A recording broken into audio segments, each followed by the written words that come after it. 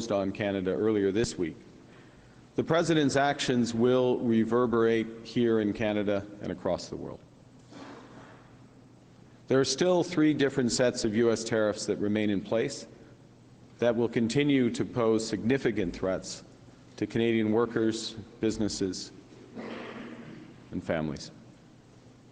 And we must respond with purpose and with force.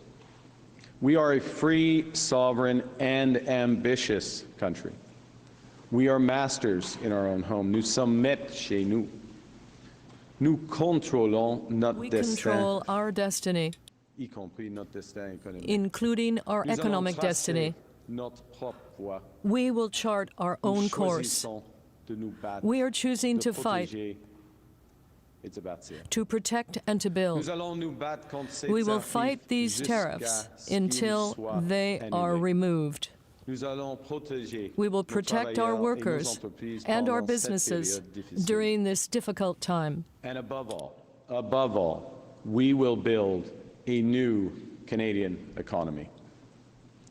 Our task as a nation over the coming weeks and months and years is to think bigger and to act bigger, to build Canada strong. That starts right here.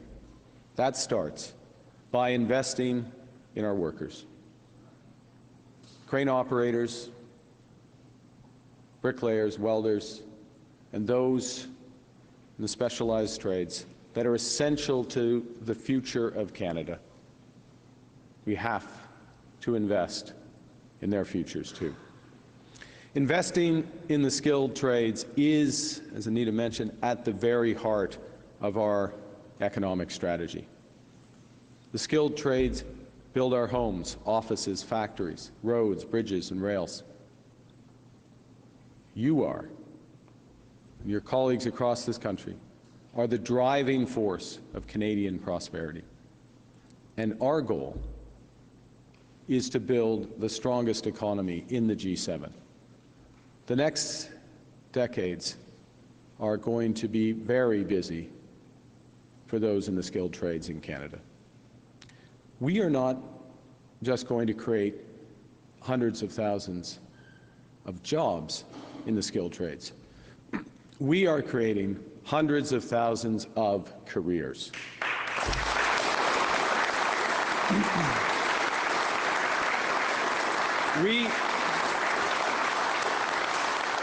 Right now, we simply don't have enough workers. Almost 250,000 construction workers are expected to retire over the course of the next 7 years, creating a shortfall on current plans, before our ambitious plans, a shortfall of over 60,000 workers. Again, that's before we transform our economy. The jobs will be there. The careers will be there. We need to make sure that the workers, the skilled workers, are there too. And that's why today I'm announcing that a new Liberal government will cover the costs of apprenticeship training for Canada's skilled workers.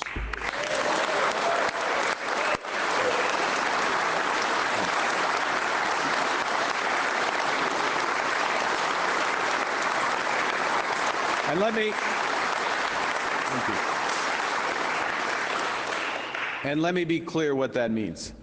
We will invest in the entire pipeline of talent, from the workers themselves, through to the labor unions, through to the post-secondary institutions, through to the employers and the provinces, all to ensure that our newly trained workers can go wherever they are most needed, that they're mobile, they're agile.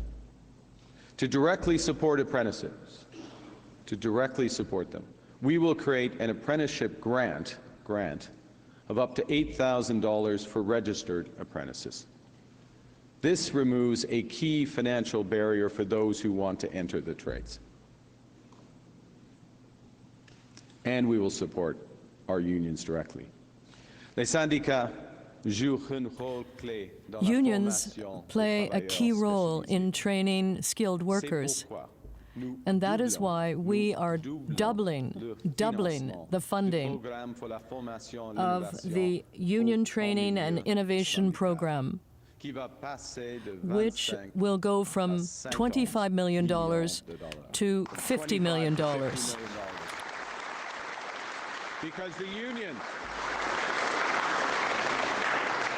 Because the unions are at the center of apprenticeship training. Post-secondary institutions also play an important role in training our workforce, and we are supporting them with an investment of $20 million in capital funding so that they can create more training spaces for apprentices. We will also continue to help employers hire apprentices for the Red Seal trades. Thanks to the apprenticeship service program, which will mean up to $10,000 for eligible employers for each new hire. We committed 2 weeks ago, all the first ministers. We committed to increase labor mobility for skilled tradespeople between all our provinces and territories. There's vital work to break down internal trade barriers.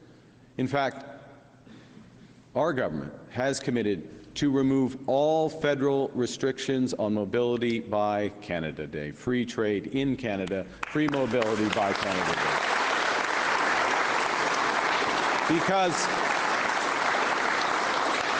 Because, well, Local 793 is the best local. And that includes work in Baffinland. But there is going to be work right across this country, and these men and women and those who join them should be able to work anywhere in this great country if they wish.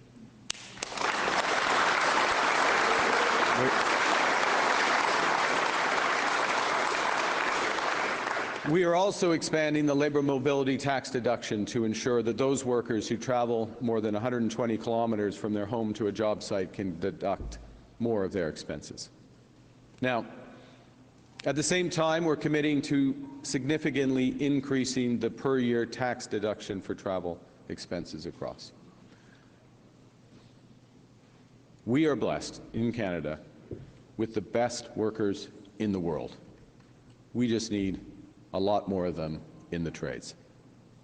Our ambitious plans for Canada require us to be ambitious in supporting the women and men who will build Canada.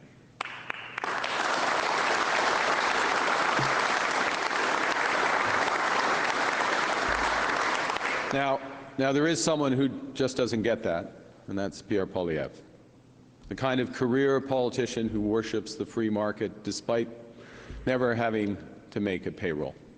He has a reflex which is to cut and destroy. It's not leadership, it's ideology.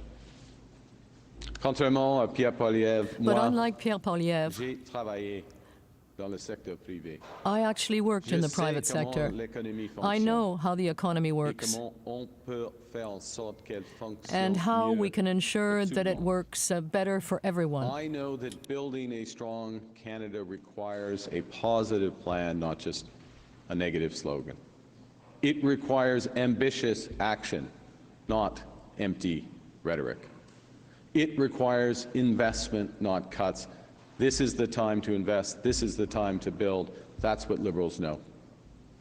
Canadians know that more importantly, who we invest in today, that will return to Canadians many times over in the years to come.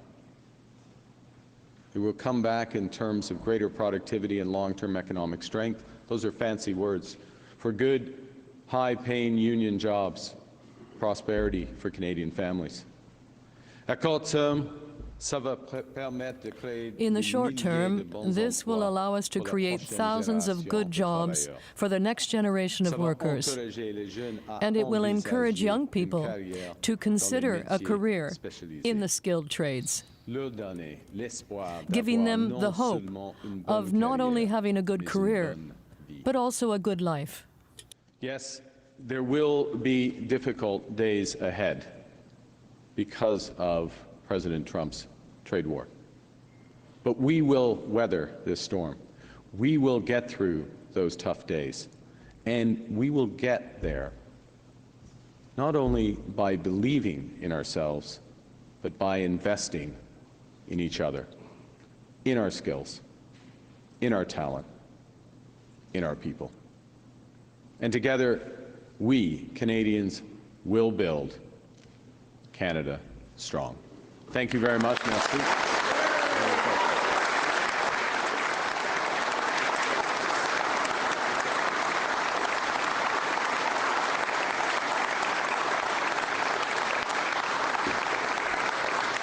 Be happy to answer your questions. Merci, Monsieur le Premier ministre. Nous allons prendre 15 minutes de questions de la délégation, suivi des médias locaux. First question, Judy. Good morning, Mr. Carney. Judy Shridden with CTV News. Reuters is reporting that GM has decided to hire hundreds of workers at its Indiana plant to ramp up production, and there are concerns here that this is in preparation for moving GM's operation in Oshawa, where it makes the Silverado truck, to the U.S., something that could happen in weeks. What are you doing now to stop GM from moving to the U.S., to deter any plans that may be in the works? So the first thing we're doing, Judy, we're doing several things. And our core of our strategy is to fight, protect, and to build. In terms of fighting, we have put in place, I announced 2 days ago, counter tariffs on the U.S. autos into Canada. So, for example, if a Silverado truck is made in the United States, it is going to face a 25% tariff on that truck coming into Canada, and it's going to be based on the content, the non-Canadian content, non-Mexican content of that truck. On average, U.S. vehicles as a whole have lower, it will be in a higher effective tariff in effect. I'll cut to the chase on that. So that's the first thing, we put that in place. We've done that in a way that's smart, though, because we've carved out auto parts, so our auto industry remains competitive in that. So there's a clear strategy directly to the U.S. Secondly, we're making available, is a better way to put it, enormous financing for Canadian enterprises, including would be GM or others in Canada, both through the ability to defer their taxes, to take direct financing in enormous amounts, tens of billions of dollars that is being provided on a low-interest basis, if needed, as well as support directly to workers. Third thing we're doing in terms of our strategy is around building, which is we've put in place a new strategic response fund, which more directly will supply support for building made in Canada. But if I can just bring that together, so your question was what are we doing, but to be absolutely clear about the situation is the U.S. has put in place punitive tariffs on an industry which is fully integrated. There will be disruption in that industry. It will rebound negatively on the United States. Let's be absolutely clear. The Americans are hurting themselves. They are hurting GM. They are hurting Ford. They are hurting American workers. We've seen the first signs of that in the financial markets, dramatic moves in the financial markets, which is telling Americans that are listening, that there are future job cuts, higher inflation, and likely an American recession ahead. So we're going to protect our workers. We're going to fight back. We're going to build. We're going to get stronger. They're going to get weaker. We're going to get a deal in the end. En ce qui concerne, c'est une question plus générale que ça. Well, it's more of a general question, but I think the government's strategy, which we are now implementing, is to fight against tariffs with counter tariffs, including on the auto sector. But it is no longer the case that U.S. vehicles can be sold in Canada without having tariffs apply. That's the first thing. Second, we want to protect workers in Canada and Canadian businesses, including GM in Canada, with favorable funding and other initiatives. There are a number of them. We're talking about some $20 billion of support.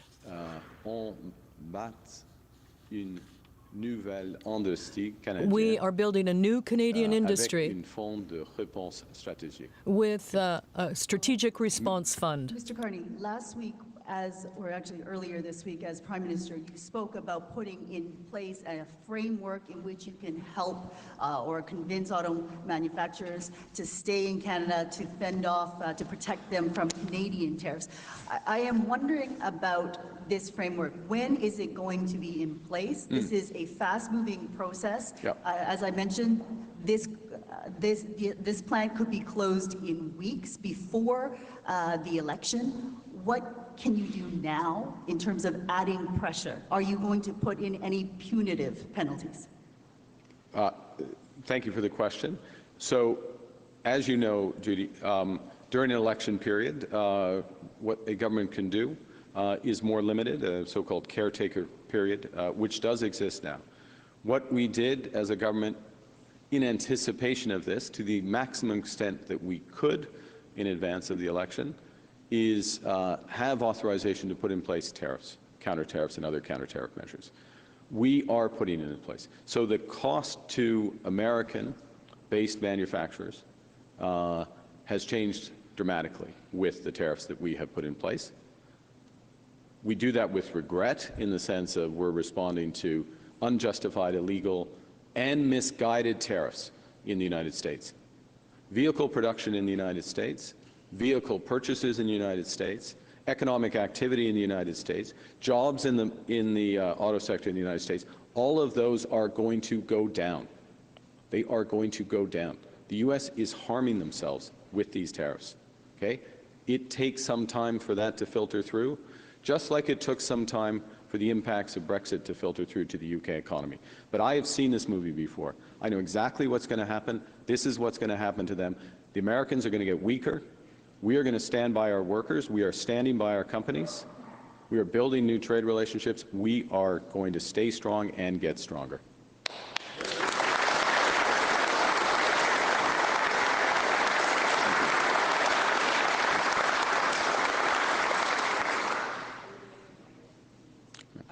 Statistics Canada is reporting that 33,000 jobs were lost in March, which is the biggest job loss that this country has seen since January 2022, yep. And the unemployment rate is ticking higher. Are these numbers a sign of things to come, and how soon specifically do you think a recession could hit the U.S. and Canada? I think a couple of things. One, as I mentioned in my remarks, you know, there are some tough days ahead. I'm not going to sugarcoat it. And part of the dynamic here in the very near term, in the month, has been about the uncertainty around U.S. tariffs. Now we have greater certainty about those tariffs, or at least the ambition of those tariffs, the actual fact of those tariffs. They're very misguided, so we'll see how they are adjusted over time. We can expect pressure on unemployment in this economy. It's one of the reasons why, prior to this election, we changed the rules on EI. So there is no waiting period now to receive EI. If companies want a job share, you can receive employment insurance. You can receive employment insurance for the portion of that job share. We have changed some of the technicalities, if you will, around the definitions of that drive the levels of EI and the speed with which it's paid out, all of which has been to make the employment insurance provided to workers more generous, more rapid, in anticipation of some of this pressure. But if I can say one other thing and then hand back for your follow-up, what we are doing, what the Liberal Party is doing, what my government will do if we are elected, is to be very ambitious, to control what we control. We cannot control President Trump. Ultimately, he will be influenced by what he is doing to his economy, without question. But what we can control is how we build. We can control the process and the ambition of doubling the pace of home building. We can control the speed with which we do major projects in this economy. We can control having one Canadian economy, which is why the federal government is going to move with lightning speed to get out of the way. And let me just make one point here, which is that, one final point, which is, it's too late to make one point, but I'm going to make one final point. Is that the scale of the negative impact, which will be more immediate, understood, from U.S. trade action, we can more than give ourselves back by having one Canadian economy. We can give ourselves far more than they can take away. There are several articles out about your father, specifically about how he was a principal at a federal Indian day school and went on to defend residential schools. Do you share his views that residential school founders were not ill-intended and that Indigenous studies highlighting these negative effects of these institutions were, quote, slanted? I love my father, but I don't share those views, to be absolutely clear. It's a long, painful part of our history. I've learned personally, we've learned as a nation. We're in a process of the damage, of the fundamental damage of residential schools and day schools to those who attended them, those who were their descendants, if I can put it that way, the culture as well, and a very necessary, essential process of reconciliation, truth and reconciliation has begun. At the core of my government, as it was the case at the core of the previous government, will be to advance that process of reconciliation. That's a fundamentally and deeply held personal commitment of mine. Thank you. Hi, Mr. Carney. Mackenzie with Global News. You've spoken that if you win the election, you negotiate a new security and trade agreement with Donald Trump. One problem is that he routinely breaks agreements that he's signed with Canada. The most notable, of course, is NAFTA. How do you think you'd be able to actually get assurances from the president that he'd follow through on that deal? Well, it's an entirely valid question, and we've got to go into that negotiation, which the president agreed to have, eyes wide open. We have to go in sectors where the fundamental economic interests are so deeply tied that the incentives are there, and those have been showed. There may need to be more specific penalties as part of that agreement. That's another opportunity. But we have to have those elements there. I look specifically to the auto sector, where it is going to become very apparent very quickly that taking apart something that has been built up literally over my entire lifetime, the auto pact began in 1965 when I was born, is not in the interests of U.S. jobs, U.S. competitiveness. We're only going to sign a deal that's in the interest of our workers as well. But look, eyes wide open, sector-specific, building out from that, comprehensive negotiation. That's the only way to get a deal that's going to work. Back to you. So you say you could put additional penalties in there. Could you expand on what you mean? Look, I've done a lot of negotiating over the years. It's never a good idea to negotiate with yourself. Thank you. Yeah.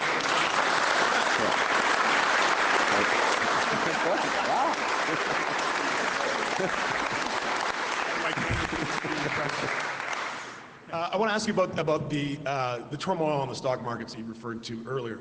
During this campaign, you've taken measures to help workers affected by the tariffs, help businesses.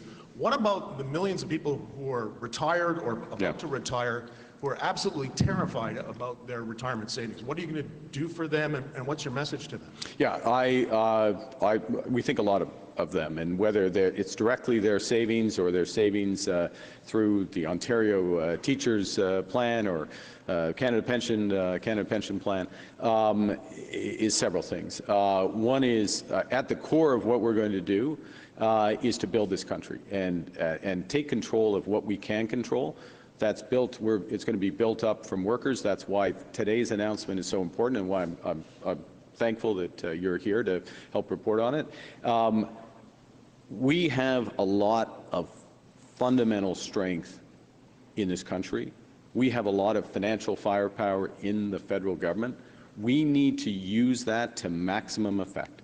And maximum effect is to make sure that we've got trained workers coming through the pipeline, so to speak, and that every federal dollar is catalyzing multiple dollars of private investment.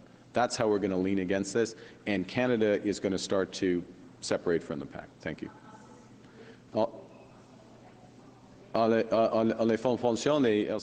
On pension funds? Je comprends bien. Of course, I understand that Canadians are worried about the situation on the stock market and necessarily about their pensions, and so am I. But our economic strategy must be to build a strong economy by investing in workers and skilled trades and using our strength as a country, our force, the strength of the federal government to catalyze private investment here in Canada.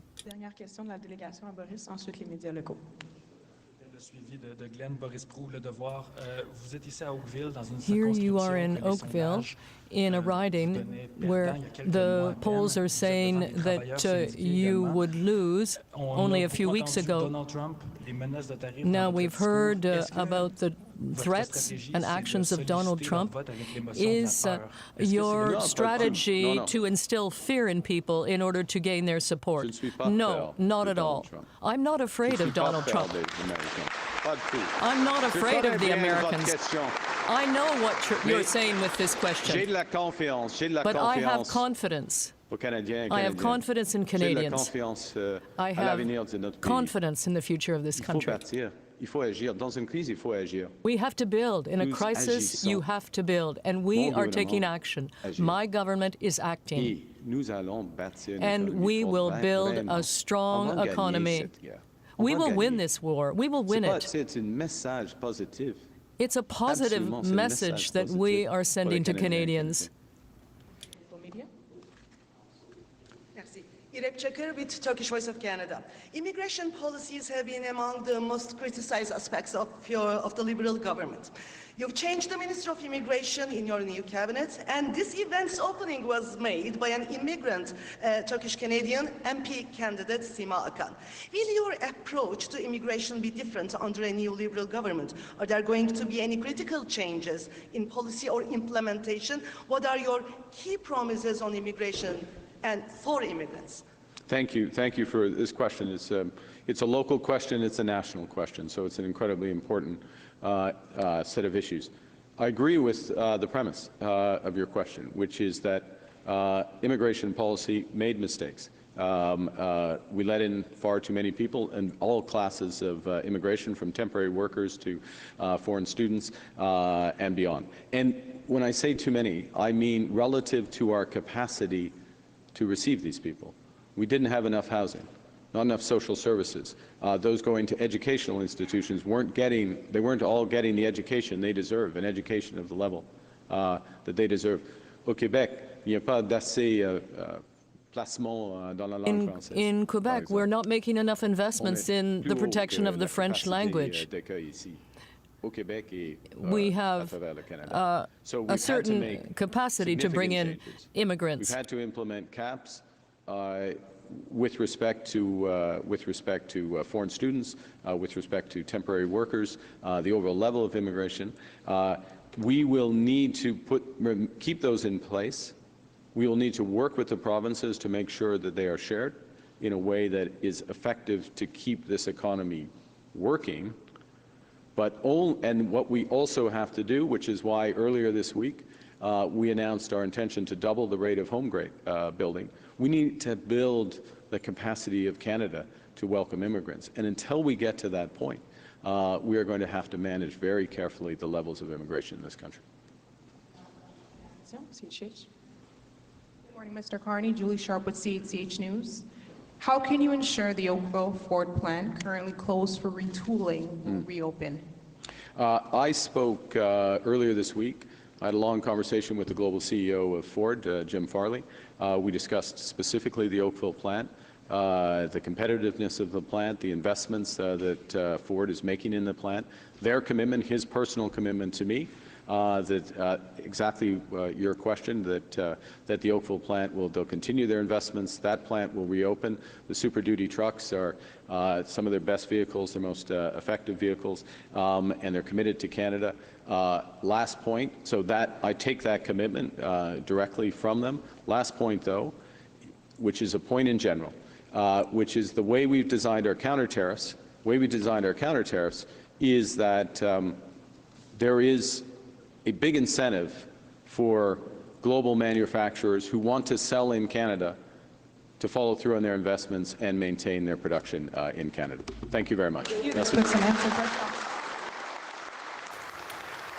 All right, you have been listening along to Liberal leader Mark Carney there making an announcement in Oakville, Ontario. Obviously, the Greater Toronto Area, a big focus of the Liberal campaign this Saturday as the leader there outlined what he called a new effort to try to build up the new Canadian economy in light of the tariff threat from the United States. He talked about investing directly in workers, particularly covering the cost of apprenticeship training for skilled trades. Talked about a direct funding grant program that would see up to $8,000 for registered apprenticeships. And Alexander Silberman has been listening in from Ottawa on all of this. Alex, what stands out for you in this announcement from Mark Carney this morning? Well, Chris, the big news of the day, this global uncertainty in the financial markets, it really having an impact and coming up repeatedly in this announcement. Carney speaking to the uncertainty we're seeing with the tariffs that went into effect at midnight, 10% baseline tariffs impacting many countries around the world, and bringing this announcement back to his discussion of the need to decouple Canada's economy with the U.S. and moving forward create what he described as a new Canadian economy. Talking about how there'll be a need for more skilled trades workers in line with that to build new infrastructure, housing, as part of his plan to extract more natural resources. So we heard an announcement from him talking about covering the cost of training for skilled trades workers, apprentices, the federal government pledging to cover up to $8,000 for training opportunities for people in that sector. They're also pledging as well as part of that plan to double funding of union training and innovation program from $25 million to $50 million annually. And they would also make funding available for employers as well, up to $10,000 for eligible employers for each apprentice hired as part of this comprehensive plan to really ramp up the number of people working in the skilled trades in this country, a sector which has a big labor shortage at the moment, which is projected to grow in the years to come. Another thing that stood out that I'd like to touch on is a lot of the questions were around that financial uncertainty. We've seen the stock markets decline significantly over the past 2 days since U.S. President Donald Trump made that announcement of a 10% baseline tariff on many countries around the world. Canada, of course, not facing that tariff, but still facing a number of other ones on the auto sector, steel, aluminum. Carney was asked about that. He says he understands people in this country are worried about their stocks, worried about their pensions and their retirement. He was also asked questions as well around concerns over the auto sector. The fact today's announcement was in Oakville, which is, of course, home to a large Ford plant. And Carney's response, acknowledging that there are tough days ahead, as he put it, that it's going to be a difficult time ahead for the economy.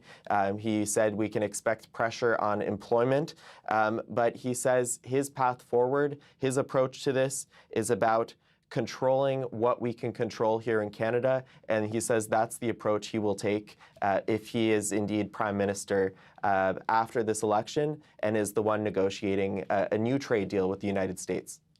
All right, Alexander Silberman there in Ottawa talking about what Mark Carney just spoke about. And we also want to take you to Montreal, where Bloc Québécois leader Yves-Francois Blanchet made a campaign announcement a moment ago. Let's listen in.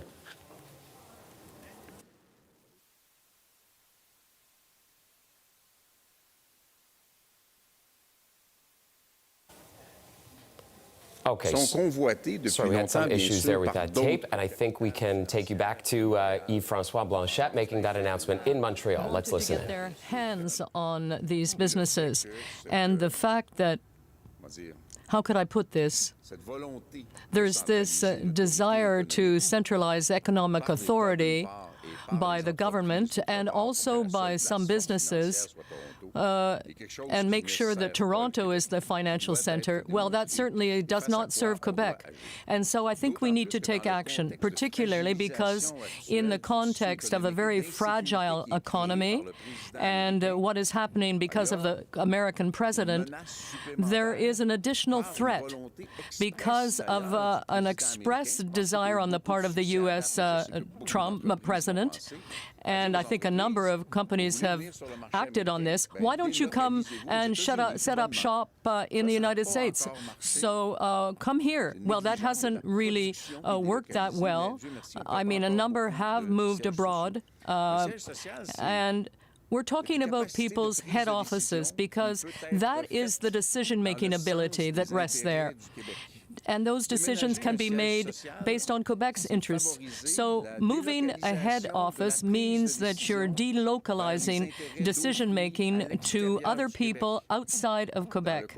And in the context of this election campaign, let's not put this in the basket of things that are not important or just not the topic of the day. This is actually fundamental. It's fundamental, and I have a number of lists here, and it's quite interesting because I really want to talk to you about the right list here.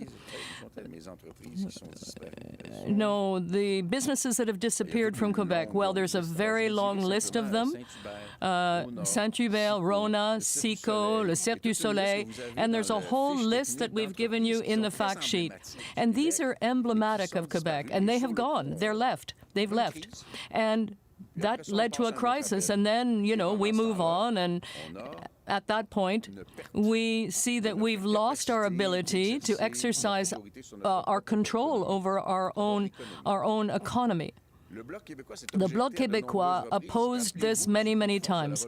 I would remind you of the power grab where there was talk of a centralized financial authority, and we managed to oppose this. And, you know, there's a lot of utility in having that vigilance carried out by the Bloc Québécois when it comes to the economy.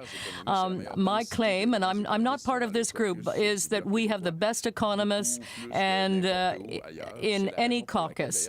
And that's the reason why when the Bloc would ask questions about the economy, people would pay attention.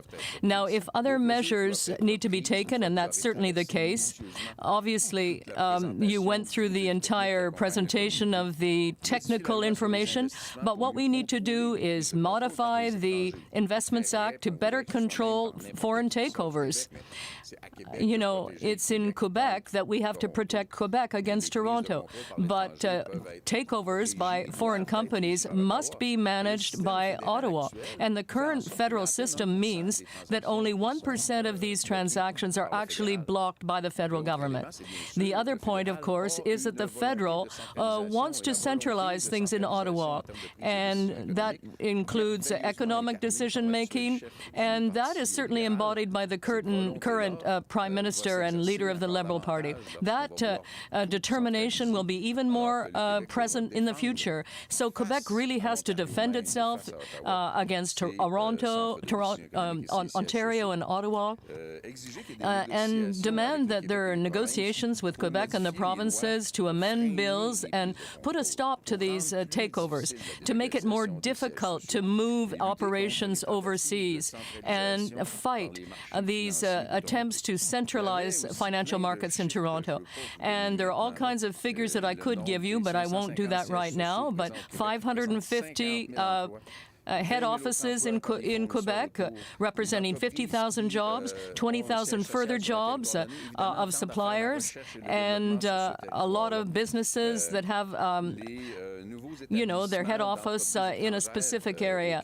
So I can tell you that only 46% of these operations were mergers and acquisitions.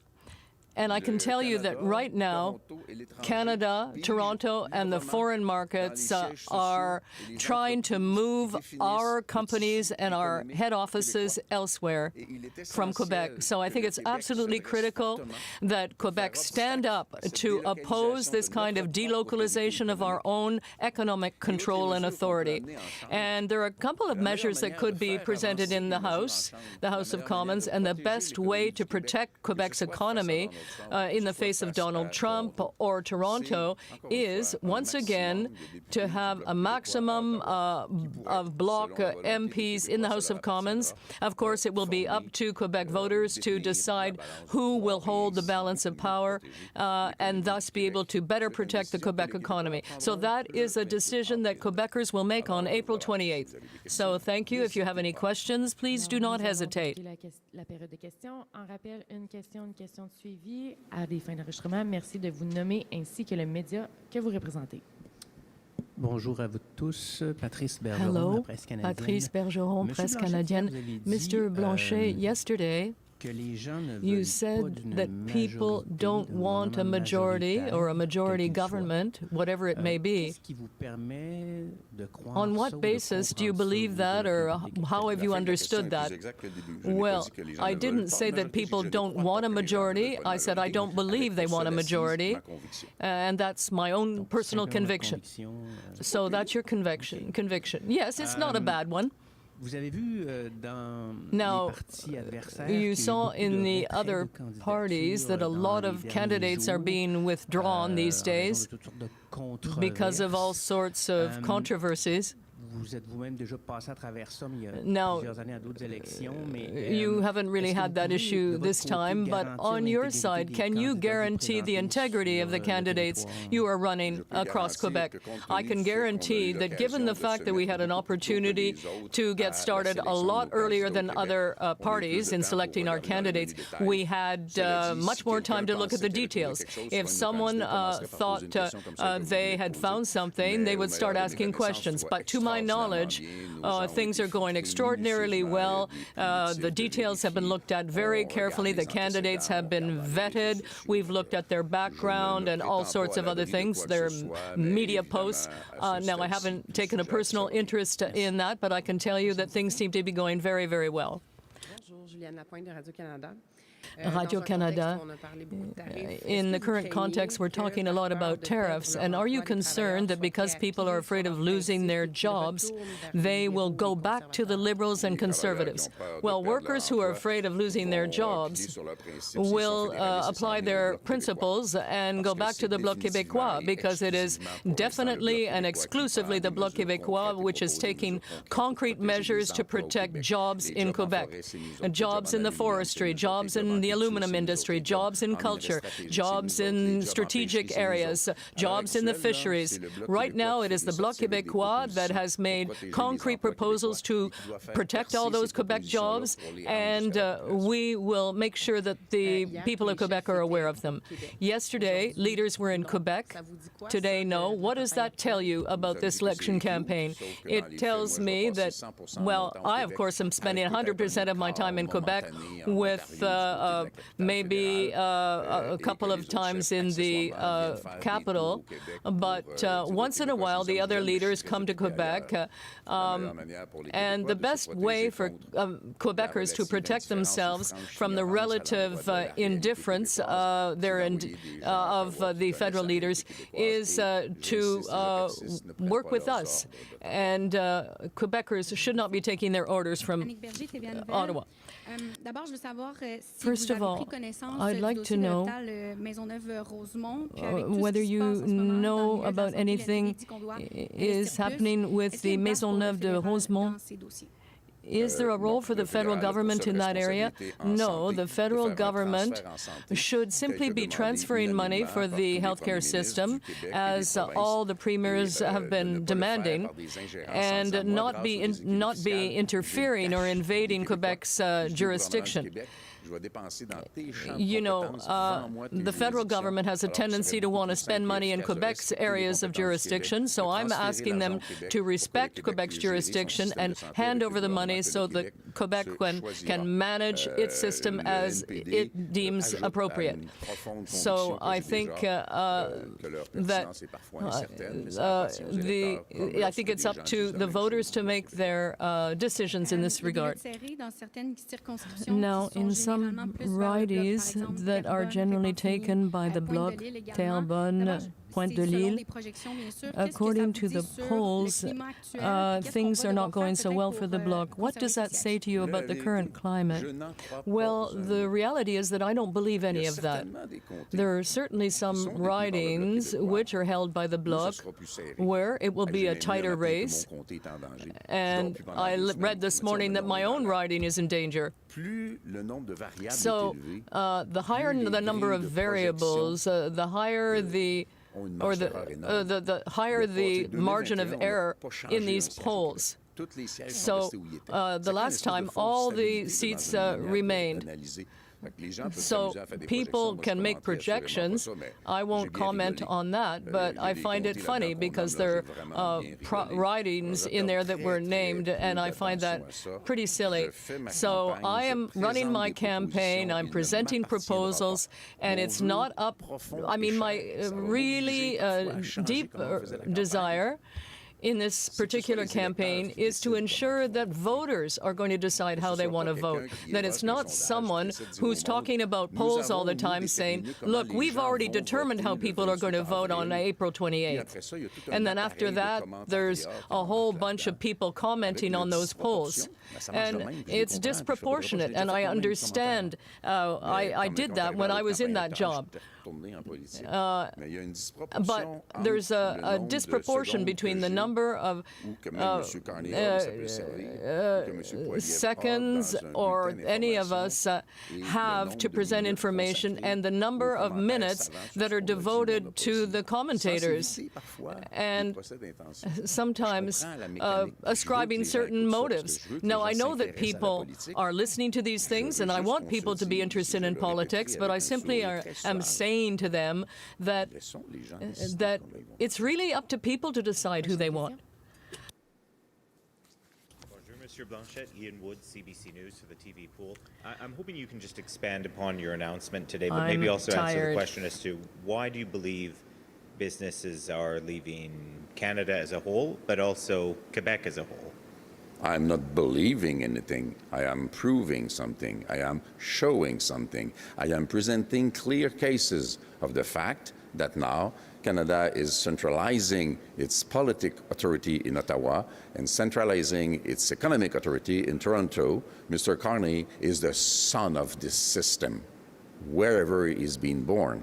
So I think it's a major threat for Quebec interests. It's a major threat for any Canadian region who doesn't want to receive orders and be controlled by Toronto, which is more and more the reality. I want to remind everybody that when this want-to-be country was created, Montreal was the center of Canadian economy, and Quebec was richer than other provinces, and Quebec literally saved the economy of Ontario and saved the economy of Western Canada, which never came back to us. Well, a lot of businesses did leave in the 1980s and into the 90s. Can you explain that? But even more so, saying, you know, this is a free market. The stock exchanges and the banks are based in Toronto. This is like saying in Germany, why are they based in Frankfurt? Or the Japanese, the Nikkei, why is it based in Tokyo? So are you proposing that the financial market split up in this country, or are you proposing more regulations on a free market? Is editorial a word in English? Yeah. You've just done it. If somebody wants Mr. Trump to keep doing what he does, somebody says to Canadian economy, move in United States. Oh, Canada would find this very bad to be controlled by Washington or New York or Boston. But Quebec being controlled by Ontario, that's good. Why is it good? If it doesn't have any importance, why does Mr. Trump want to have economic control and companies being transferred to the United States. If it's good for him, it's good for us. Well, no, I'm not editorializing there. I'm asking you. You know, there's a free market. Companies decide where they base. Companies there is regulation. Are you suggesting that 1% of the transactions have been stopped by Ottawa so far, and you will easily find in the Montreal Gazette or that kind of newspapers people saying, "Oh yeah, companies left Quebec because of the independentists." The independentists, no, the Quebecers created their own economy.